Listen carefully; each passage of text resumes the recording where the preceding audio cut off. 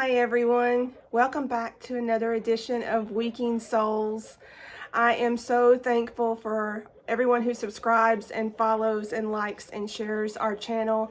As I have said, am very much trying to do more content for you guys and just make this a worthwhile channel that you enjoy following. All that little weaking is Miss Mary Ann Starr's babies. So before we jump right into it, if you haven't already and you're new here, welcome.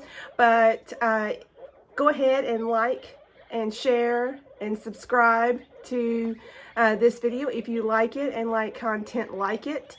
I share my guinea pigs all the time. I'm currently working on spotlights. I do them as I can, but this one I wanted to share a subject that I understand there is a lot of controversy around. I was at the Veterans Appreciation Rabbit and Cabby show this past weekend. Some of my piggies did well, and so it's always exciting to get together with other guinea pig like people and see people win after their hard work. And that got me into this. There is a person there who I know, and I know her from her rescue. Actually, Weaking Souls started as a rescue, and we still do a little bit of rescue. We have rescues available right now on our page, weakingsouls.com. We have 2. We did have 4, but 2 just recently got adopted. And then we have our pets that they don't breed and they're not for rehome. We love all our guinea pigs, but they're for ours. And then we have the ones that we show and breed.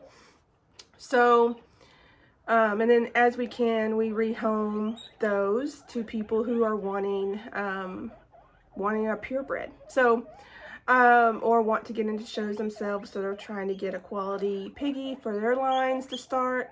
But the subject of this video is breeders versus rescues.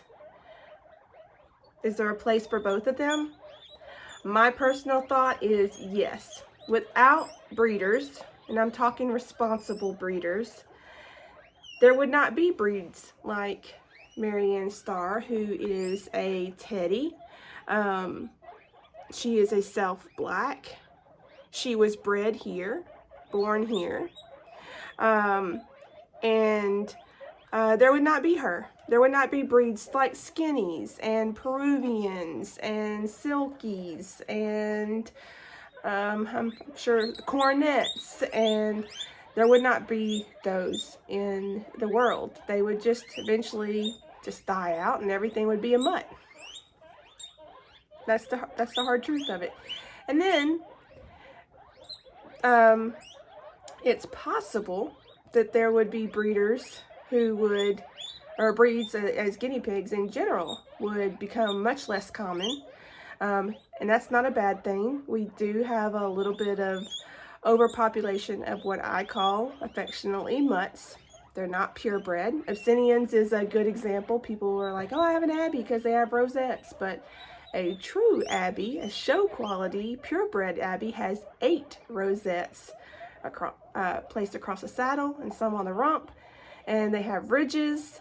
Your Abbeys that your pet stores sell, they are not purebred. Most of them don't even have 8 rosettes, and they are not meeting the breed standard. My first 2 guinea pigs that I got came from a pet store, a big pet chain, in fact. I did not know anything about guinea pigs at that time, and so they're still with us, and they are mixed. Well, one looks American, but I can tell you from a litter that was born here that was a Silky and Teddy mix, because that was before I was getting into breeding. I was going to keep the babies, which I did some of them, and then I rehomed some.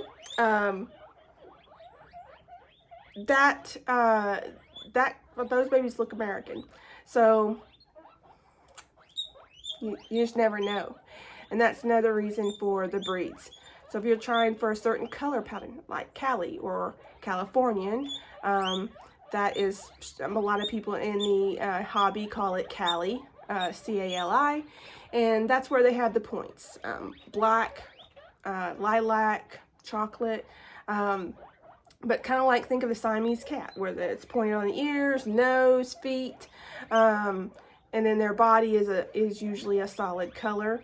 Although Weeking Souls is working, there have been others out there. This is not the, we have not created them, or we're not creating them. They are out there, but they are a little rare, and that is a silver agouti Cali. I like the points, and I like the agoutis. So, and there will be people who want those.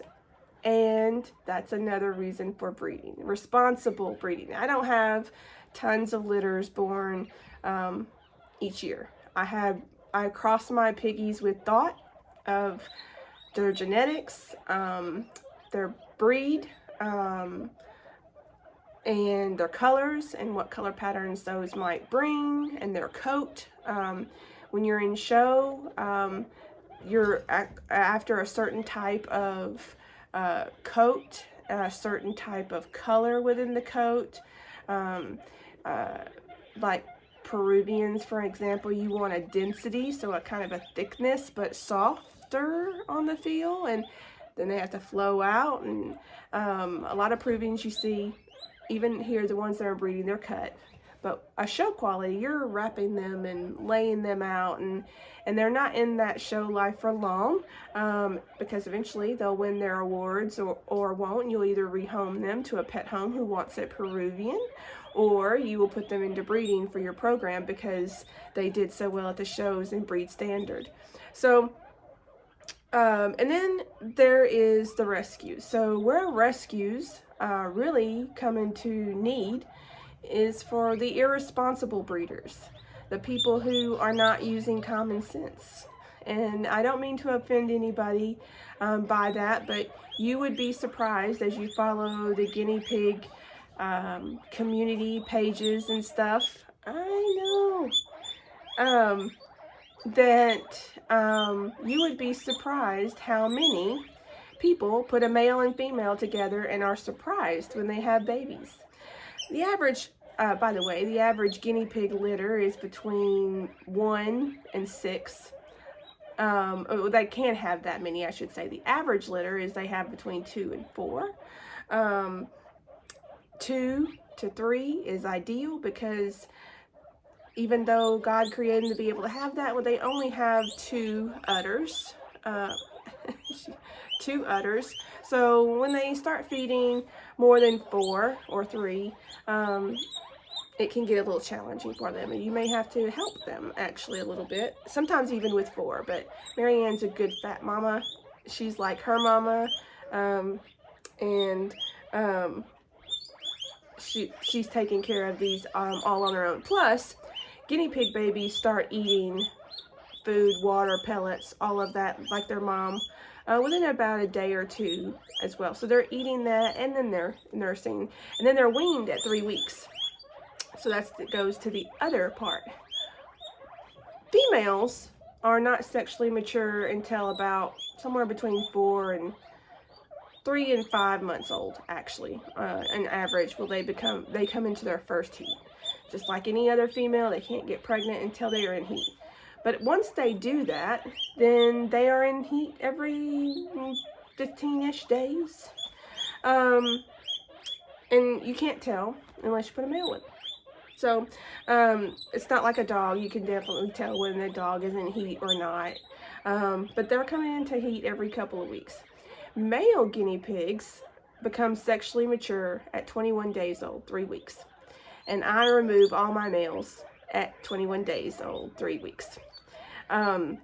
Because while it's not common that day 22 and 21, they will breed their mom and sisters. Probably not their sisters, because their sisters are going to be 3 weeks old and probably not in their first heat. But their mom, she's coming in heat every 2 weeks. I've known females to get pregnant from other places where people had the boar in still with the mom the day she gave birth, and she got pregnant again because he will breed her immediately, come in heat as soon as they give birth, and within a day or so, there she's pregnant again, which of course isn't ideal. It's just a lot of and so I was saying about common sense. Put a male and female together. I didn't realize they'd have babies. Well, unless your pigs are altered, they are going to have babies. They're little social animals. They love to procreate. Can you have the rare one who is sterile? So you have those people out there, well, I put mine together and they've never had babies. Well, you're lucky, because 9.5 out of 10 times, they will have produced babies for you. And then the people, they didn't really have room for the two they had. That's why they had them in a cage, or they only wanted two. They don't want more. And now they have these babies they want to dump. People, also, life happens. What are y'all doing? These two babies are fighting. I don't know why they're fighting, but they are. Not like hair tumbling, drawing blood. They are siblings, and they're not weaned from mom yet. So, you see, she's real concerned about this too. She's like, "Thank God, I've got a little break from them." You only have, I know. Then you have people, oh, I just want to breed because I want babies, and then they put them together. I'm not saying that's a bad thing. If you want to do that, great. Be prepared to keep the babies. It's a commitment.